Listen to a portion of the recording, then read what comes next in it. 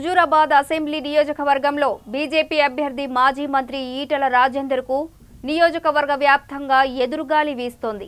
ఈ నెల 30 తారీఖున ఉప ఎన్నికలు జరగనున్న క్రమంలో ఈటెలకు ప్రజల నుండి తీవ్ర వ్యతిరేకత ఎదురవుతోంది.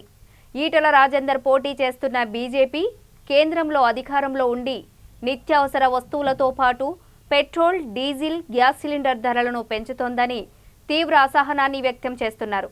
ఈ క్రమంలో ఉప ఎన్నికల పోలింగ్ దగ్గర పడుతున్న కొద్దీ కేంద్రంలోని బీజేపీ ప్రభుత్వం సామాన్యుల పట్ల వ్యవహరిస్తున్న తీరుపై హుజూరాబాద్ నియోజకవర్గ ప్రజాగ్రహం పెల్లుబీక్తున్నది.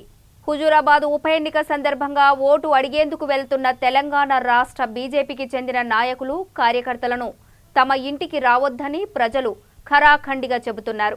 అందులో భాగంగా హుజూరాబాద్ పట్టణవాసులు తమ ఇంటి ముందు ఈటెలకు ఓటు వేయమని అడగటానికి మా ఇంటికి ఎవరూ రావద్దు, మా ఇంట్లో ఉన్న ఓట్లన్నీ టీఆర్ఎస్ పార్టీకే అంటూ ఉన్న బోర్డులను తగిలిస్తున్నారు. ఇలా నియోజకవర్గ వ్యాప్తంగా ప్రతి ఇంటి ఎదుట గేట్లకు ఏర్పాటు చేసిన బోర్డులు బీజేపీపై వ్యతిరేకతకు పరాకాష్ఠగా నిలుస్తున్నాయి.